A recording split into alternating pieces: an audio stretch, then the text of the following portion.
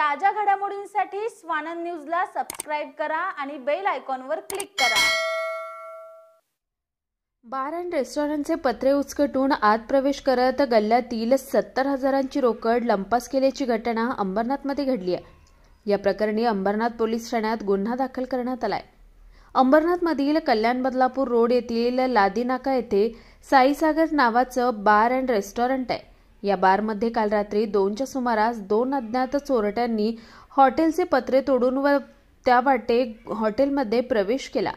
काउंटरच्या ड्रॉवरमध्ये ठेवलेली 70,000 रुपयांची रोख रक्कम लंपास केल्याची घटना साईसागर हॉटेलमध्ये घडली आहे। या प्रकरणी अंबरनाथ पोलीस ठाण्यात अज्ञात चोरट्यांविरोधात गुन्हा दाखल करण्यात आला असून पोलीस आरोपींचा शोध घेत आहेत। निखिल चव्हाण, स्वानंद मीडिया, अंबरनाथ। ताज्या घडामोडींसाठी स्वानंद न्यूजला सबस्क्राइब करा आणि बेल आयकॉनवर क्लिक करा।